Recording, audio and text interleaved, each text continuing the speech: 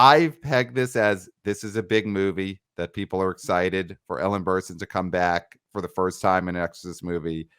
Obviously, you're excited about this, Kirk, but Clayton, you still don't fully think that this Exorcist Believer is going to be a huge deal.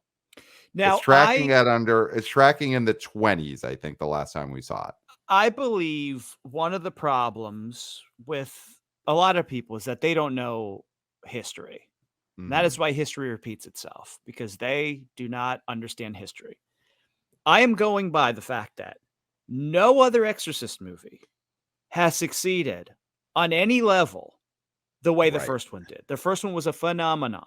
It was a best-selling book, and then was a best-selling movie. A Baffa Bobo movie, and then it was, it got a bunch of nom-nom-noms. Crazy for a horror movie. Then every successive movie after that has failed at the box office. So why now would I then say, well, this is the one to break the curse? I mean, like Ellen Burstyn's back. We know that's one in the plus column, right? Yeah, so huge. We can add a few mil for that. Otherwise, now it's 2 teenagers. Can you believe it? 2 teenagers are being possessed. Wow. Can you believe that? Crazy. Side by side bed. Plus. Side by side beds. Awesome. Otherwise, I don't see any pluses in this. Any reason why the kids of today are going to embrace this when so many generations before them have rejected this IP. Because would it's you not be like more the excited? Halloween...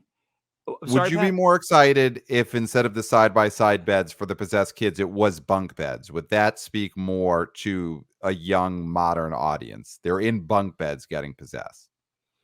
I mean, bunk beds are always a plus, right? Right. I mean, if you're looking to get the young kids in excited, every kid wants to have a bunk bed, even if they have no one else to share the room with.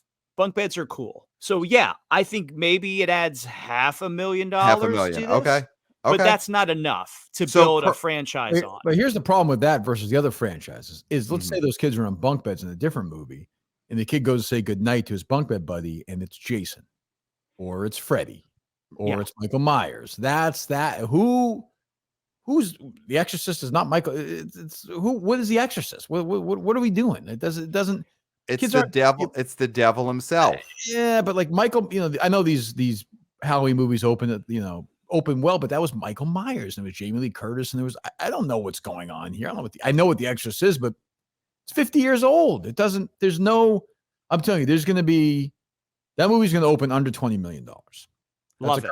I agree. Under 20 million. Under 20 million. 18.6. That's what I think it's going to open. Wow. That is a bold statement. Yeah. I love it. Listen, obviously I'm pushing this as a huge movie, but I'll go see it. But yeah, I'm not feeling like a movie like Talk to Me is going to do better just because it's a cooler concept, or Barbarian, or like it doesn't, for kids, they just like the concept now. They don't care about the history of The Exorcist. It means nothing to them. Yeah. And there's not, like you said, there's not that person to hang the interest on, like even the Nun, which, listen, I mean, the Nun 3 weeks in a row, this Nun is number one. Amazing. Yeah. But that's something to hang something on. It's a scary Nun. This is, and I guess, when Brett was here, our horror correspondent from the The New Flesh podcast, he mentioned the actual name of this demon that possessed the original girl. But is it 2 different demons now that possessed these 2 girls? Or is it doubling up? Is it now able to possess 2 people at once? Well, there's your hook. There's your hook. And it's confusing. It's confusing. It's so confusing. You know what's not confusing? A guy in a white William Shatner mask with a knife. That confuses nobody. So I'll throw this out to you guys. The Nun, 3 weeks in a row, number 1, which is incredible. It is at a total of $69 million after 3 weeks. Probably going to make over $80 million. I mean, almost definitely. It just made $8 million this weekend. So it'll get over 80. Make more than The Exorcist total in the U.S. Yeah. Wow. Oh, for sure. For sure. I think so. Wow. Yeah. Insidious for sure. Yeah, for sure. For sure. I mean, this is Like, what's the bad second news weekend? then. If I think it's gonna make 18, what's the second weekend gonna be? Nobody's gonna. And I don't know what you talked. I don't know. What does the Taylor Swift movie have anything to do with The Exorcist? Why are they pulling out because of Taylor Swift? I don't even get it. I mean, listen, we went nuts on that when that No, announcement I was heard it. made Yeah, because this would have been such perfect marketing for Exorswift. It would have been huge. Swift. Yeah. What is the buzz around Barstool with the Minifans for this Taylor Swift The Eras Big tour? The Swifties at movie. Barstool, led by Dave Portnoy himself, a big Swiftie. Yes. Wow. Huge. I actually think it's kind of like with Barbie and Oppenheimer, where every week they kept saying, actually, I think we're underreporting it. We're underreporting it. I think they're underreporting this right now. Taylor Swift went to a football game when we're taping this today. It was the biggest story in America. This will open to the 150 million. 150. Yeah. I mean, that's 150. That is wild. Yeah. Wild. I saw that today. She was shown in the box rooting for, I guess, her boyfriend now. Is Maybe. that official? Yeah. I guess, yeah. I don't know, but yeah, she was there, and and so she's, that'll make 150 million opening weekend guaranteed. I know my daughter's friends are all excited. They're going, like 30 of them are going, and they're going to get. And by the way, that crowd will go and see it 3 times. They'll see it 3 times. Yeah. That's the main thing. Repeat business. Also, the thing with The Exorcist is that, we young men do see horror movies, but young women see horror movies in droves. I mean, they love to go and get scared. And the fact that this Taylor Swift movie is coming right so close to The Exorcist, it's got to make all its bones in that first weekend.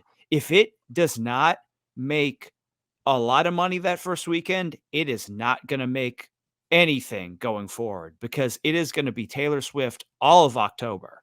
Well, the if they had opened the same weekend, you would have had the meme, and you have had people who would have, like with Barbenheimer, been like, I'm going to see them both the first weekend.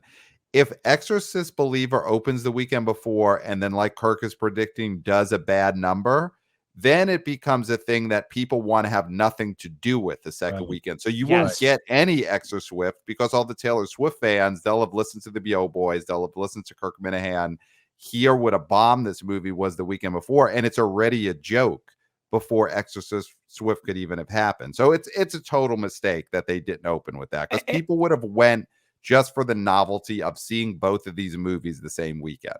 And I've mentioned this before, so I'll be very brief, but when you go to a horror movie, what do? You scream. When you go to a concert, what do? You scream. These people want to BO boys, want to BO girls, want to BO people, right? People, yeah. They are going to want to save their screams for Taylor. They are not going to waste their screams on Exorcist, because it is a old IP nobody cares about. It's failed almost every time except for the first time. And so why would you strain your vocal cords when the very next weekend you're going to be screaming at the top of your lungs? And you can't go in there hoarse. You can't go in there hoarse. You need to be heard. You need to be heard. So I'll throw this out there as a last minute marketing attempt for Exorcist Believer. Now, we of course have Taylor Swift dating an NFL player. She was at a Chiefs game on camera screaming, let's effing go. That's what she was shown saying from the stands. Great promotion for Taylor Swift to get. I mean, listen, she's already got more fans than she needs, but trying to reach over to even that male demographic, that salt of the earth demographic that maybe isn't in her core base.